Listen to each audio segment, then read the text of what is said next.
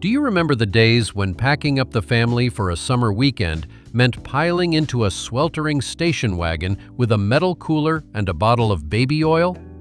Before the era of high-tech sunscreens and smartphones, spending a day by the ocean was a gritty, glorious, and unforgettable adventure. Join us as we rewind the clock and explore exactly what a trip to the beach actually looked like in the 1970s. The adventure always began in the driveway, usually before the sun had even fully risen, as the entire family piled into the massive wood-paneled station wagon. In the 1970s, there were no spacious SUVs with individual climate zones or built-in entertainment screens to keep the kids quiet on the long drive to the coast.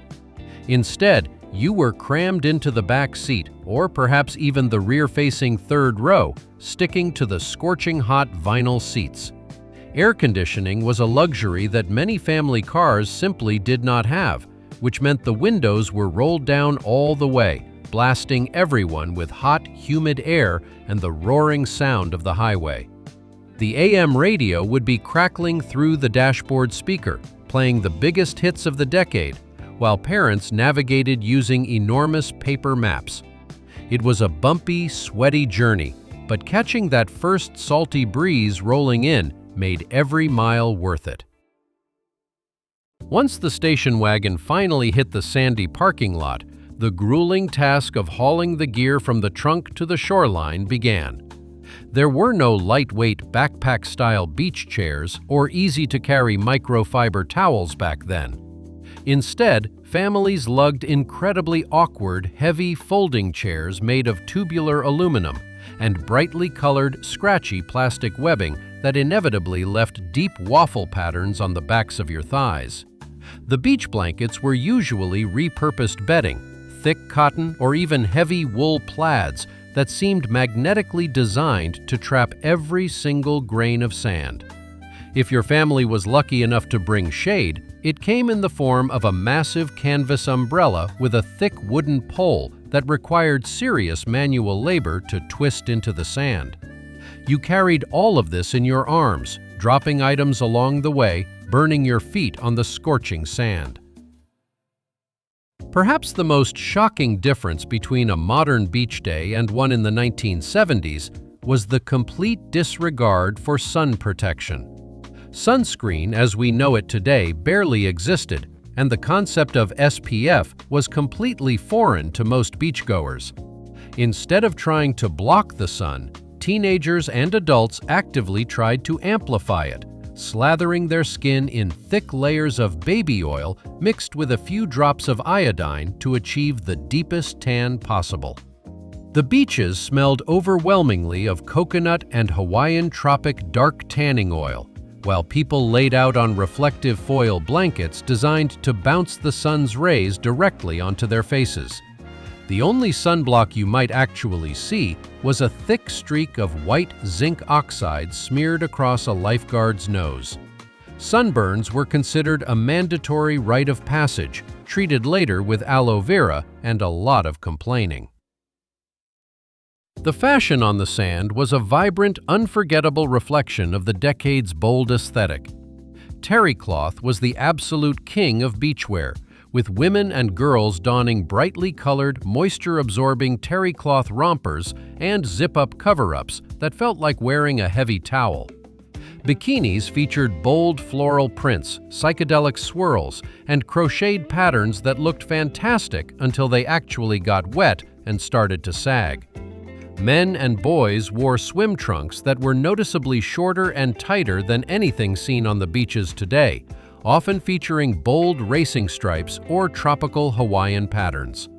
Even the accessories were uniquely 70s, from massive bug-eye sunglasses to floppy straw hats and chunky platform sandals that were completely impractical for walking in the sand.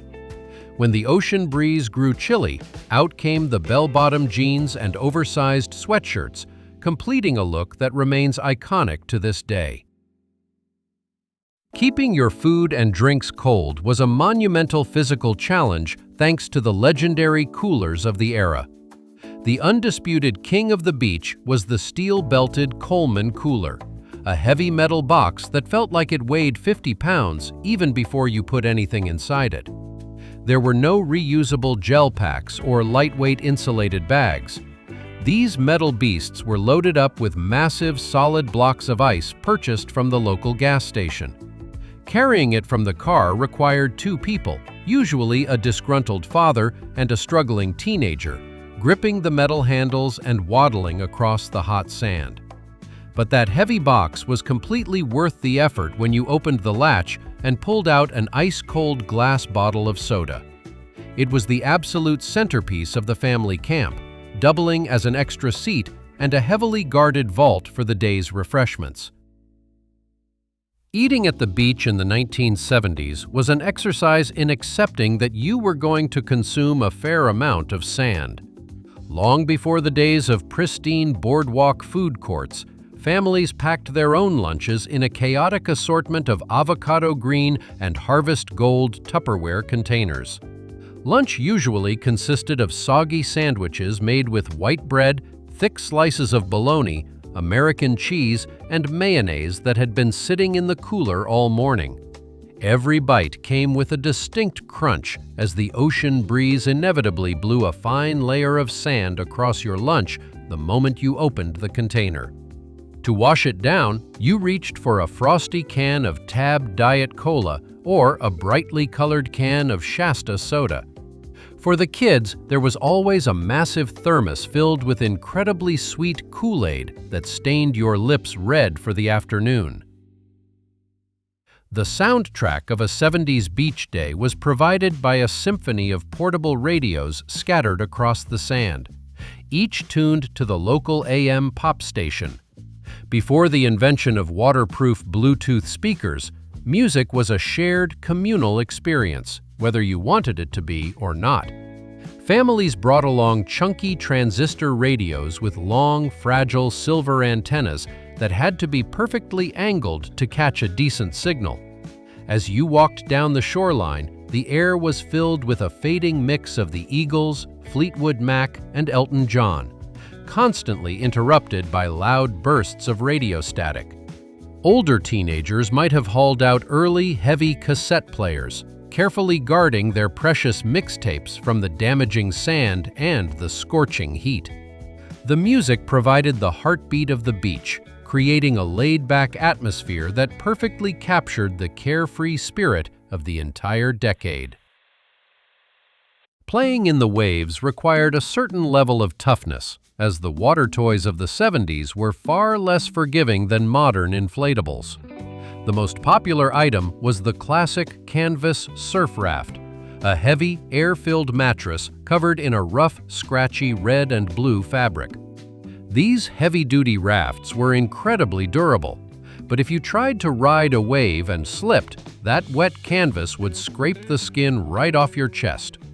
Kids also dragged massive black rubber inner tubes into the surf, which smelled strongly of tires and got dangerously hot if left sitting in the sun.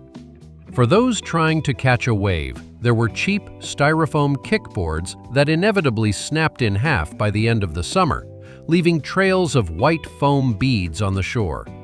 Dodging jellyfish and fighting the undertow with scratchy canvas was the ultimate thrill. Capturing the memories of a family beach trip was a deliberate and limited process, entirely dependent on the trusty Kodak Instamatic camera. There was no snapping hundreds of digital photos, applying filters, or instantly checking to see if your eyes were closed in the family portrait. You had exactly 24 exposures on a single cartridge of film, which meant every single photograph had to be carefully considered before pressing the button. The camera was carefully guarded in a beach bag, shielded from the sand and the salt spray, brought out only for the most important moments of the day. If the sun started to go down, you had to attach a disposable, rotating flash cube to the top of the camera.